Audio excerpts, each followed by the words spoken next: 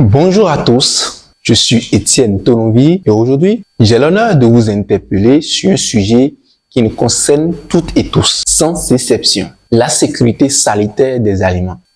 Alors que nous célébrons la Journée internationale de la sécurité sanitaire des aliments, CHISA 2025, sous le thème éclairant de la science à l'assiette, co-construire la sécurité sanitaire des aliments pour tous, une question résonne avec une acuité particulière. Quel rôle les médias peuvent et doivent-ils jouer dans cette co-construction essentielle? Chaque année, nos laboratoires débordent de recherches capitales, des études sur la qualité de nos aliments, la détection des toxines insidieuses, l'identification des microbes invisibles et l'évaluation des risques qui pèsent sur notre santé.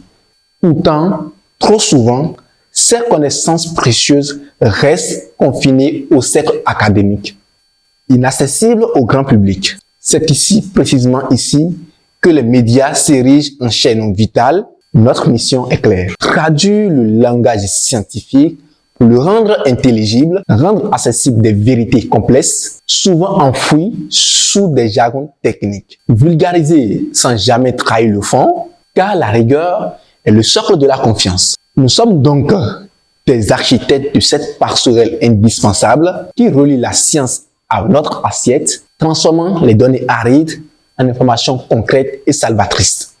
Mais notre rôle ne se limite pas à la simple transmission des informations. Les médias sont aussi les yeux de la société, des sentinelles vigilantes et en cas de besoin, des courageux lanceurs d'alerte. Face aux crises sanitaires, aux manquements à l'hygiène, aux fraudes alimentaires scandaleuses, nous, médias, avons le devoir d'agir.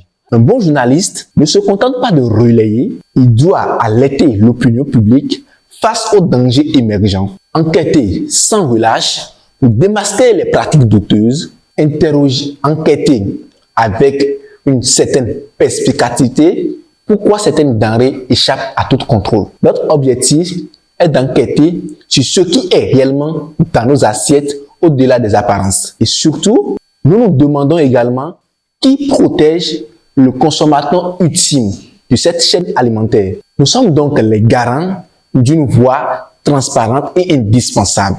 Des voies qui exigent des comptes et la lumière sur des zones d'ombre. La sécurité sanitaire ne se confine pas au laboratoire et aux réglementations. Elle prend racine dans nos cuisines et s'épanouit sur nos marchés. Se forge également dans nos habitudes quotidiennes. C'est pourquoi nous, médias, endossons un rôle éducatif colossal par nos plateformes, la radio, la télévision, les podcasts et l'omniprésence des réseaux sociaux. Nous pouvons littéralement sauver des vies en apprenant à chacun des gestes simples et essentiels, comme laver correctement les légumes, expliquant clairement comment éviter les intoxications alimentaires courantes, sensibilisant à l'importance cruciale des dates de péremption et des bonnes pratiques de conservation. Nous sommes donc les catalyseurs d'une prise de conscience collective, transformant l'information en action préventive. Et que dit maintenant de ces acteurs de l'ombre? Souvent oubliés, ils sont pourtant au cœur de la chaîne alimentaire. Les agriculteurs, ces artisans de notre subsistance, les transformatrices, ces mains habiles qui donnent vie à nos produits, les restaurateurs de rue qui nourrissent des millions de bouches chaque jour. Leur réalité, leurs difficultés, leurs bonnes pratiques sont trop souvent ignorées. Les médias avons le devoir impérieux de leur tendre le micro, de comprendre leurs défis, d'éclairer leurs initiatives, parce que la sécurité alimentaire ne peut être décrétée d'en haut.